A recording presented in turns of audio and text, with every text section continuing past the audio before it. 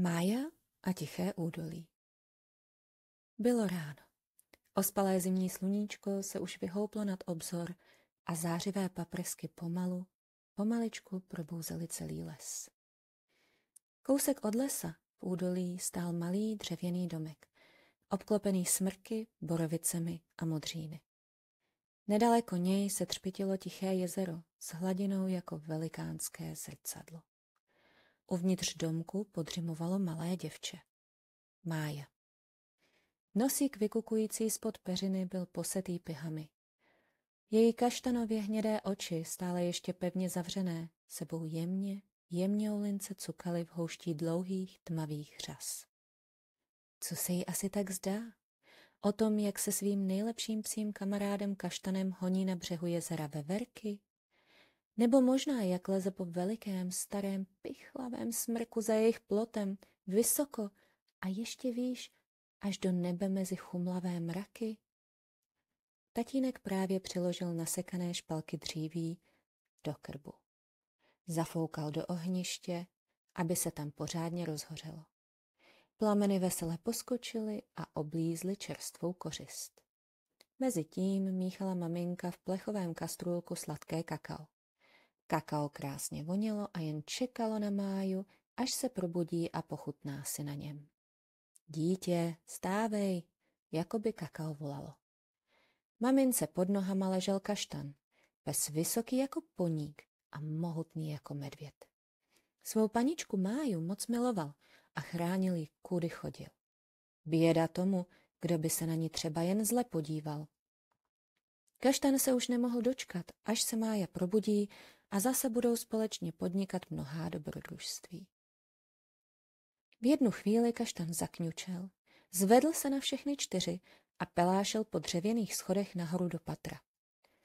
Vyšvihl své mohutné tělo na zadní a předníma tlapama se opřel o kliku Májina pokoje.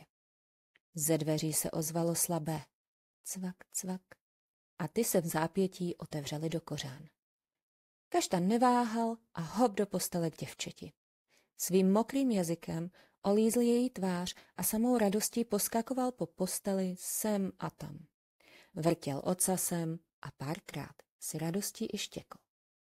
Mája se probudila, v zápětí se začala smát a mazlit se svým milovaným pejskem. Kaštan znova a znova zkoušel olíznout její obličej, čmuchal jí do ouška a Mája ho se smíchem odstrkovala. Po chvíli výskotu a hraní se dívka posadila na okraj postele. Obula bosé nožky do teplých pantoflí s kožíškem, pobídla Kaštana, ať se k ní připojí a hurá do kuchyně za maminkou a tatínkem. V kuchyni bylo krásně teplo a holčička si sedla k velkému stolu, kde už na ní čekala připravená snídaně. Stůl se pyšnil květinovým ubrusem s ručně malovanými kvítky. Uprostřed královal bílý keramický džbánek, plný větviček s jehličím, ozdobených šípky a trochou jmelí. Snídaně se stávala z nakrájeného jablka, jogurtu a ovesných vloček politých sladkým medem. Mňam. Med, ten Mája přímo zbožňuje. Než řekne švec, miska byla prázdná, za to břicho úplně plné. Dívka ještě chvíli seděla, nohy pokrčené, až se jí kolena dotýkala brady a hrála si s malým rezavým klíčkem. Tak co, Máji? Sedla si maminka na vedlejší židli. Už si přišla na to, k čemu ten klíč patří? Ta jen svraštila čelo. Nepřišla. Ach jo. Dívka vyzkoušela snad stovky bran, dveří, branek, zámků od všeho možného, ale stále nemohla najít to, co otevírá malý klíček, který právě svírala mezi prsty. Nakonec snídani zapila stále ještě teplým kakaem a vstala. Mami, já půjdu s Kaštanem na procházku, oznámila. Dobře, ale nevzdalujte se od jezera a teple se obleč, venku mrzne, odpověděla maminka. S Kaštanem v patách pelášila Mája nahoru do svého pokoje, vytáhla ze skříně punčocháče, manchesterové kalhoty s kšandami, mikinu a bundu, navlékla si tlusté vlněné ponožky a honem zase dolů. U vchodových dveří si omotala okolo krku pestrobarevnou šálu, kterou jí maminka před nedávnem upletla. Pak už jen nasadit čepici z bambulí a chytit kaštana, aby mu mohla dát kolem krku obojek. Jen co otevřela těžké vstupní dveře, kaštan vyběhl do sněhových závějí, až se v nich skoro ztratil. Venku jemně sněžilo, přesto nefoukal skoro žádný vítr. Perfektní počasí na dlouhou ranní procházku. Mája měla oblíbenou trasu, po které chodila téměř každý den, když bylo hezky. Dnešek nebyl výjimkou. Nejdřív se s kaštanem vydali podél zamrzlého jezera, kudy vedla vyšlapaná cestička, lemovaná z druhé strany zasněženými jehličnany. Stačilo, aby kaštan viděl veverku na jednom ze stromů, vyskočil před níma tlapama na kmen a na Májinu hlavu se v tu ránu spustila nálož sněhu z větví. Ta se nedokázala přestat smát. Někdy se sama snažila na strom vylézt a najít místo, kde se všechny ty veverky schovávají.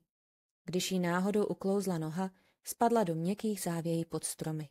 Bylo tam tolik sněhu, že do nich holčička zapadla skoro celá. To byla teprve legrace.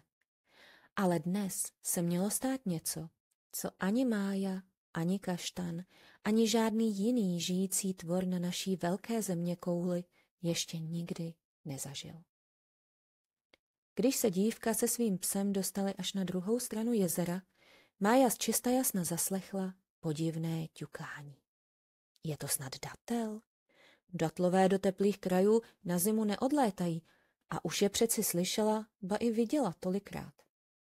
Kaštan byl nervózní. Kňučel, přešlapoval, odbíhal pár kroků za zvukem a hned se zase vracel zpátky.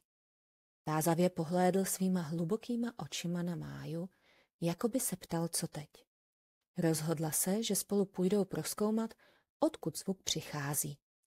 Pokynula pejskovi a ten se rozeběhl za ťukáním přímo do té nejhlubší části lesa. Dívka se spěšně vydala za ním. Několikrát zakopla o kořen, párkrát jí větvička plácla přes obličej, dívce to ale nevadilo. Sledovala před sebou míhající se ocas jejího chlupatého kamaráda a spěchala, ať se jí nestratí z dohledu.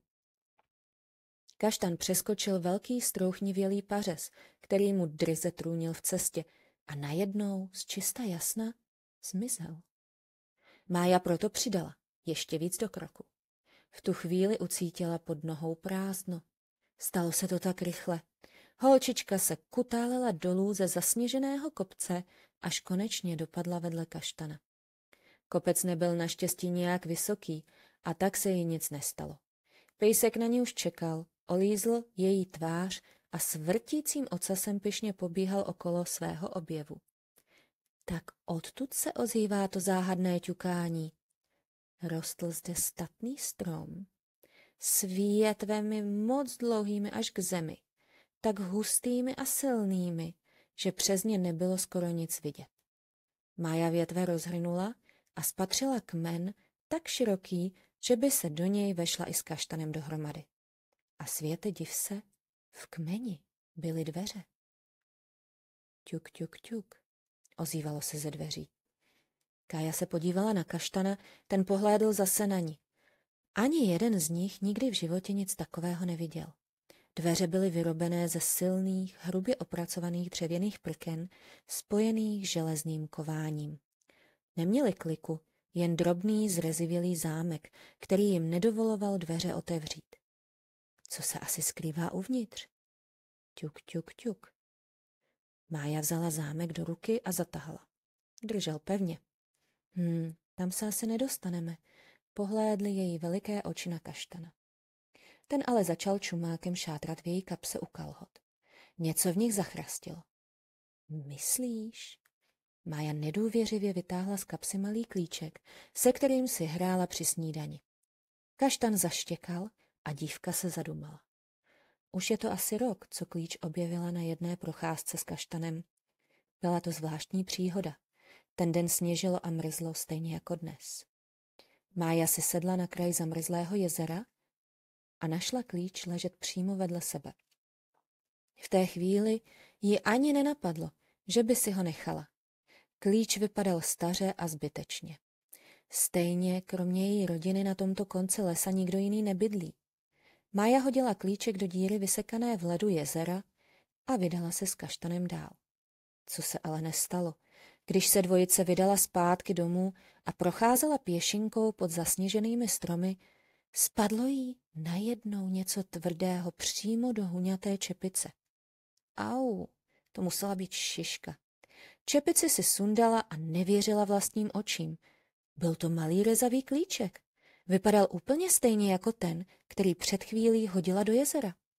Holčička si klíč chvíli prohlížela, pak ho uložila do kapsy a zařekla se, že vyzkouší všechny zámky v okolí, aby našla to, co klíček odemyká. Musí to být určitě něco moc tajemného, kouzelného nebo důležitého, když klíček tak moc chce, aby si ho Mája nechala. A hleďme, uběhl celý rok a teď tu stojí s klíčkem v ruce před záhadnými dveřmi ve starém obrovském stromě. Je to snad náhoda? Ťuk, ťuk, ťuk. Mája vsunula klíč do zámku a se zatajeným dechem jim otočila. Zámek cvaknul a dveře se otevřely do kořán. Kaštan couvnul. Dívka vykulila své velké oči. Místo dutiny stromu se za dveřmi rozprostíral celý nový neznámý svět. Před nimi se táhla zasněžená louka a hned za ní les. Z toho, co Mája viděla, se krajina moc nelišila od té, kde žije s rodiči. Ale když zaklonila hlavu a podívala se na nebe, uviděla rovnou 3 velká slunce. To největší, které právě vycházelo, jí donutilo zamhouřit oči. Holčička si dodala odvahy, potichu si odpočítala 1, 2 a na 3 vkročila dovnitř. V tu chvíli Mája ucítila, jak se jí nožky odlepují od země. Cítila se najednou tak lehoučká. V břiše pocítila lehkou závrať, jako když se houpe na veliké houpačce. Co se to jen děje? Byl to neuvěřitelně zvláštní pocit. Mája se zkusila otočit. Pohybovala se trochu jako ve vodě. Já létám! Ohlédla se za Kaštanem, který zrovna dělal ve vzduchu kotrmalce, což jí srdečně rozesmálo. Dívka se zkoušela otáčet, zrychlovat, zpomalovat. Nebylo to tak těžké. Stačilo pořádně myslet na to, co chce udělat a k tomu si trochu pomoci svým tělem. Když chtěla zrychlit, protáhla tělo a ruce natáhla dopředu. Když chtěla zpomalit, tělo zvraštila. Pokud se rozhodla zatočit doprava, natočila se tím směrem. Přitom dělala pažemi pohyby, jako by plavala pod vodou. Po chvíli létání se s Kaštanem rozhodli, že tento nový podivný svět trochu prozkoumají. Mája se ještě otočila a všimla si, že vchod, kterým s Kaštanem vstoupili, se sám pomalu zavírá. V tomto světě dveře nebyly zasazené do stromu, ale do mohutné šedivé skály. Mája přemítala, jak je to vůbec možné. V tu chvíli ale Kaštan zaštěkal a dívka se vydala za ním. Natáhla ruce nad hlavu a udělala pohyb, jako by ve vodě chtěla plavat prsa. Vzlétla do výšky až nad vrcholky těch nejvyšších stromů.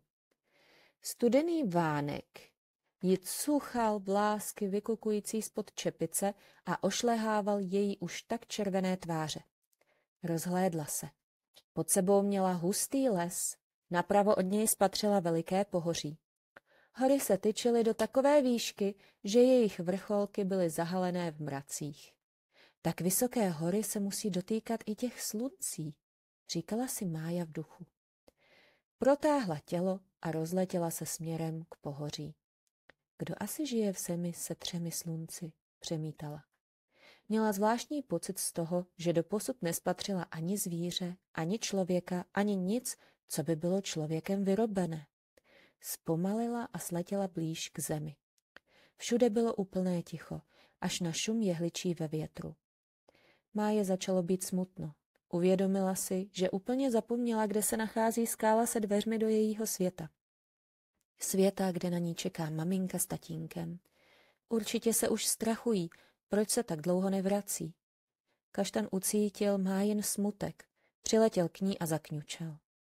Najednou sebou cukla. Ten pocit už znala. V tu chvíli si byla jistá, že ji někdo pozoruje. Ohlédla se za sebe, ale tam nikdo. Po chvíli, když už si myslela, že se spletla, fí, plesk! Sněhová koule jí přistála rovnou za krk. Mája se polekala a tryskem doletěla za strom, kde se schovala. Ten sníh za krkem tak studí. Oddechovala zrychleně přitisknutá ke kůře a pozorovala, jak z jejich úst vychází při každém vydechnutí obláček páry. Srdce jí bušilo o 106. Po chvilce si uvědomila, že slyší smích. Smích nějakého chlapce. Chlapce přibližně v jejím věku. Neboj se, to byla jenom legrace, volal na ní. Holčička si dodala odvahy a vyletěla ze stínu vzrostlého stromu. Opravdu, nad sněhem se vznášel chlapec. Asi 7letý, s vlasy černými jako úhel. Místo bundy měl na sobě jen volné kalhoty. Tomu nebyla vůbec zima. Co ale Máju zaujalo nejvíc, byly jeho fialové oči, které ji probodávaly zvědavým pohledem. Mája už v životě viděla mnoho lidí s různými barvami očí, zelenými, modrými, hnědými. Věděla, že kočky mívají oči žluté, králíci někdy červené. Ale fialové, to byla novinka. Kaštan přiletěl k tomuto neznámému a začal ho očuchávat. Chlapec se rozesmál. To lechtá. Mája si ho pozorně prohlížela. Byl asi o půl hlavy vyšší než ona. Obličej bledý, vlasy krátké a rovné jako hřebíky, nos malý a špičatý. Jeho krk vypadal dlouhý, až se zdálo, že stále někoho zvědavě vyhlíží. Mája si v zápětí všimla i uší, dlouhých a špičatých, jaké mají elfové. Jak se jmenuješ? Rozhodla se zeptat. To ti povím, až mi řekneš, jak se jmenuješ ty. Mrkl na Máju chlapec. Mája, a tohle je Kaštan. Ukázala holčička na svého psa. Ahoj Májo, mimochodem, že mě nechytíš, zvolal a než se dívka stačila vzpamatovat, malý neznámý udělal frnk a byl pryč. Jediné, co Mája zaregistrovala, než zmizel, byly jeho oči. Ve chvíli, kdy dořekl větu, zezelenaly do odstínu, který připomínal barvu leštěného, vybroušeného smaragdu. Mája jen potřásla hlavou a ušklíbla se. Však já ti ukážu, zašeptala si pro sebe. Netrénovala přeci létání jen tak pro nic za nic. Protáhla tělo a vžum, vylétla tryskem přímo za chlapcem. Míjela kmeny zleva, zprava a zase zleva, vyhnula se vyvrácenému stromu, proletěla křovím, kde jí větvičky poškrábaly tvář i ruce. Už ho vidí, ještě chvíli poletí a doletí ho. Mája zrychlila, jak nejvíce dovedla a v tu ránu stromy prořídly. Právě tady, v samém středu lesa, od sebe byl každý strom vzdálený několik desítek metrů a všude bylo plno místa.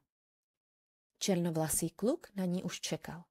Vznášel se na místě s rukama v bok a usmíval se na ní. Když ho Mája zahlédla a všimla si, že na ní čeká, zpomalila. Kaštan oddechoval jako lokomotiva a dával se dohromady po zuřivém letu. Já se jmenuji Alex a tady bydlím. Vítej, Májo.